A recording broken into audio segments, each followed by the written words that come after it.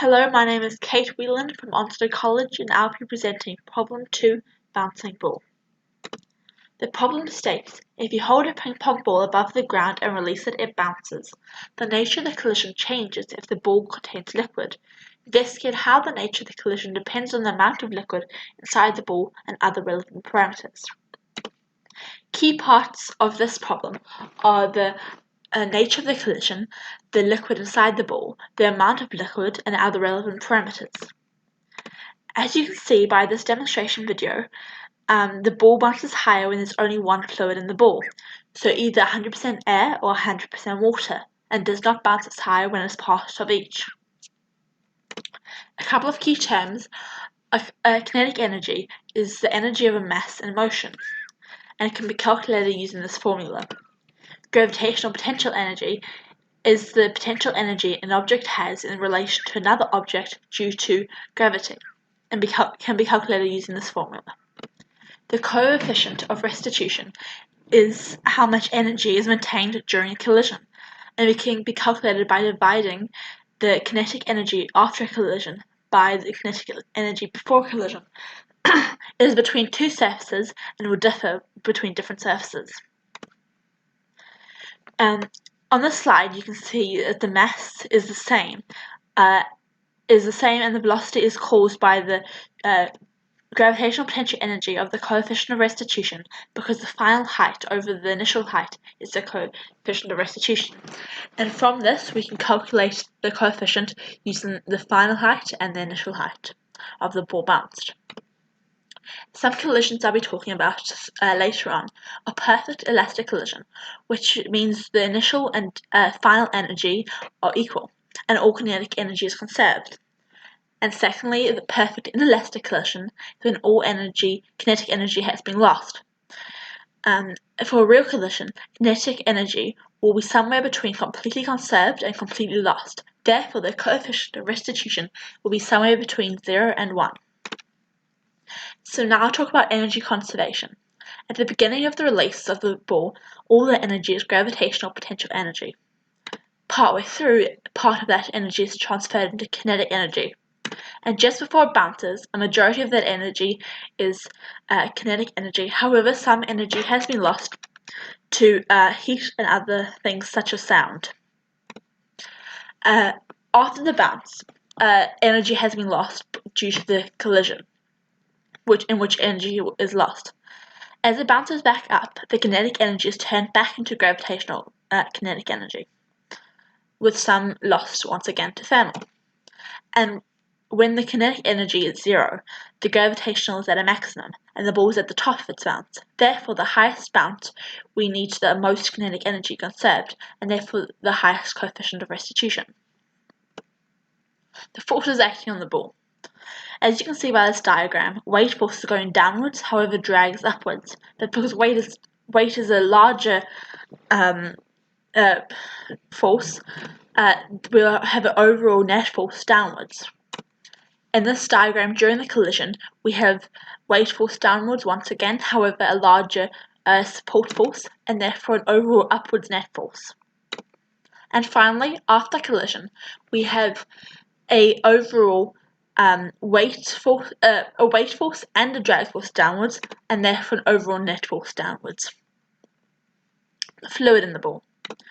We used a cylinder with transparent ends to observe the movement of the fluid, as it was easier to see the fluid. However, it acts the same way as it would in a sphere.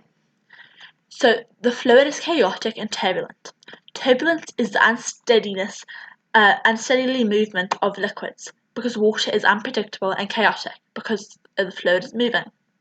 Any energy is transferred into the movement of the liquid and heat created by the turbulence, as heat created is created by the movement of particles.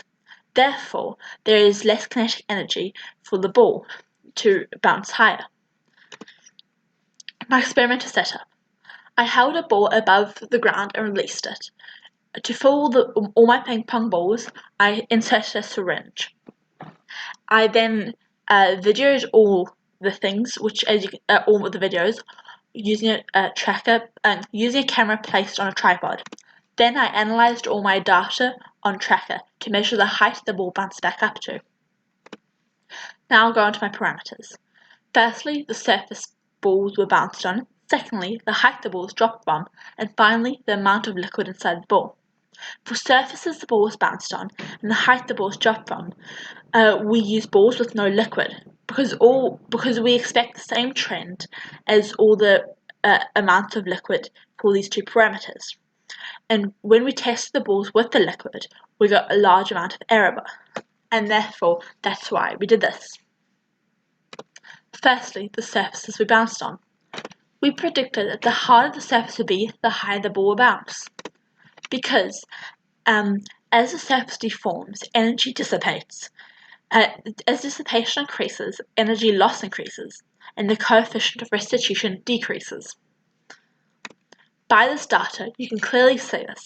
The wood deforms less, and therefore the ball will bounce a lot higher on the wood. And so we did all our following tests on wood. Secondly, the height the balls drop from. We predicted that the higher the balls drop from, the higher the ball will bounce, because there's more gravitational potential energy, and therefore more kinetic energy. This was as we predicted, with a downwards trend. The higher the drop, the more energy is lost, and therefore the lower coefficient of restitution. The trend will eventually flatten out due to terminal velocity and the mechanical limits of the ball. And finally, the amount of liquid in the ball. As you can see by this diagram, the first and last diagrams are of one fluid. However, the middle diagram is partially water and partially air, meaning that there's a mixing between them as the water can flow freely within the ball. The mixing will lead to more turbulence, and therefore more energy is put into the water, and kinetic energy will be lost, and the ball will not bounce as high. We predicted the more liquid there is, the less the ball can bounce. However, the ball will bounce higher when full, because more liquid will lead to more turbulence between the two fluids. However, when the amount of water reaches a particular point, there'll be less turbulence, as there once again will only be one fluid. This once again was as you predicted, with a trend downwards and then back up, because when there is 100% full of one liquid, there's less turbulence, and therefore less energy lost. However, in the middle 3 points, there's more mixing between two fluids, and therefore the ball has less kinetic energy. Another interesting point on this graph is the large error bars. They are large because of the turbulence. The middle 3 points have large error bars because there's more mixing within those three balls. In summary, the problem states if you hold a ping pong ball above the ground and release it, it bounces. The nature of the collision changes if the ball contains liquid. Investigate how the nature of the collision depends on the amount of liquid inside the ball and other relevant parameters. As you can see here, when the balls with one liquid bounce, they bounce a lot higher than the balls without. This is because there's less turbulence within the ball and less energy loss. In summary, at the beginning of the release, there's mainly gravitational potential energy, and this will transfer throughout the fall, and by the end of the fall is mainly kinetic energy.